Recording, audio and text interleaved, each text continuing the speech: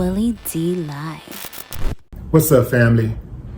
Ever since 5 uncivilized Memphis police officers beat motorist Tyre Nichols to death, there have been more questions than answers as to why.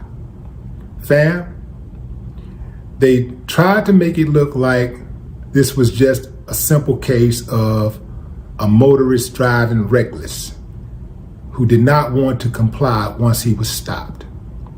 But fam, this has to be deeper. The way they dragged that man out of that car and talked to him like he was anything but a child of God, called him B's and MFs, they just everything, anything you can think of, they just did the man real dirty. And this guy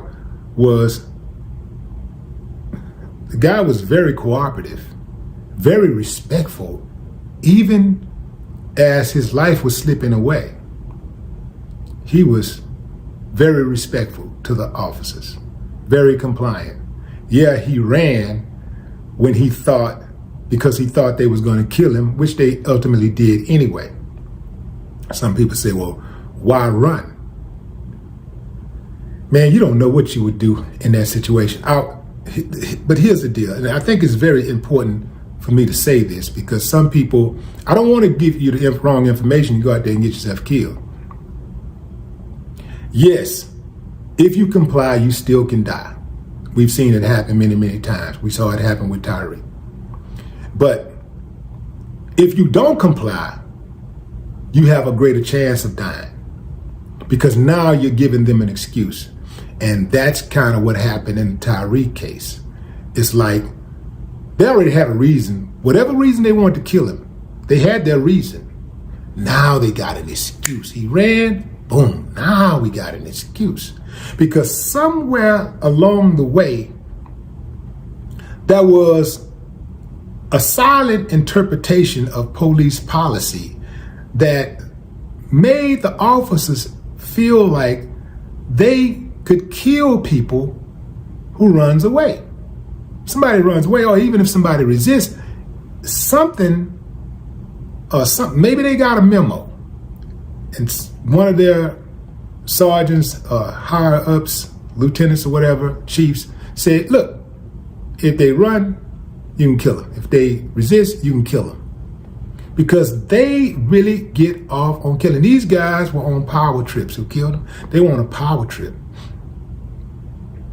And they were exemplary of classic bullies.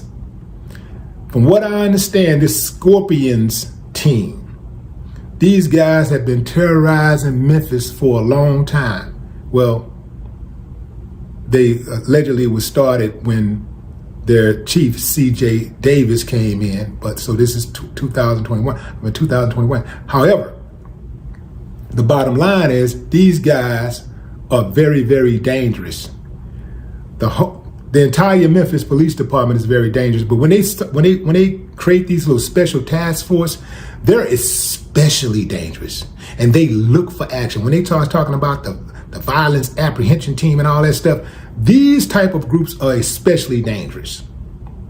Anytime they start talking about a task force, a special group, this when they give them those little pretty names and all that stuff, fam, watch out. And it's like that all over the United States. It was like that in the police department prior to the one that C.J. Davis, Chief C.J. Davis in the Memphis Police Department, when she served at the one in Atlanta, she had a task force that was very similar. And I got so many messages from people saying that these guys were especially brutal toward the black community. And these were black officers, primarily. In this case, it was primarily black officers, but also, in Atlanta too, primarily black officers who were especially brutal toward members of the black community. Obviously, the white officers, white officers, they're innately brutal toward the black community. Not all, but most of them, I would say. They're especially brutal toward the black community. The ones who work in the black community typically are very hyper aggressive when dealing with black folks. It's like this is what they do. Now, going back to their aggression, the aggression they had toward Tyre, a guy who was very, in my opinion, meek.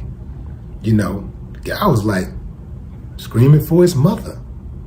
That don't sound like a guy who's dangerous to me, a guy who's screaming for his mother. They're asking the man to put his hands behind his back when they're holding his hands.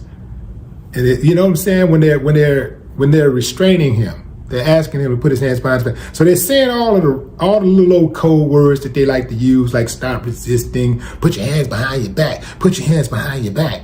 And they give you mixed signals, you know, like mixed commands. One's telling you to do this, the other one's telling you this, another one telling you to do this.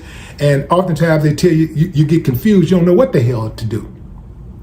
But the way that they did this man, it was totally unnecessary. For them to go as far as they did, it had to be personal. Now, the father of Tyre said that the rumor about Tyre dating one of the officers' ex-girlfriends or wives or whatever at FedEx was not true. But at the same time, I take that with a grain of salt because parents don't always know what their children are up to and who they're hanging out with. They don't know. So here we are once again in the aftermath of police misconduct and police officers proving that they are above the law.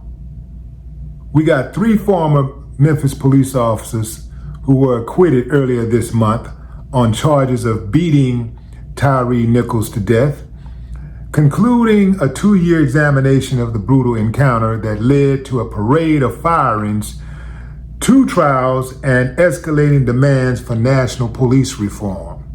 5 of the officers face state and federal charges in connection with Tyre's death in January 2023, but 2, Desmond Mills Jr. and Emmett Martin, pleaded guilty and ultimately went on to testify against the 3 officers who maintained their innocence. Former officers Tadaris Bean, Demetrius Haley, and Justice Smith were found not guilty on all state charges, including second-degree murder. Though the 3 uncivilized must still face the possibility of years in prison after being convicted on federal charges last year, they have avoided the harshest charges leveled against them. R.I.P. Tyre Nichols. May all those involved in his execution and subsequent defense of all those involved in his execution go straight to hell. No more talk.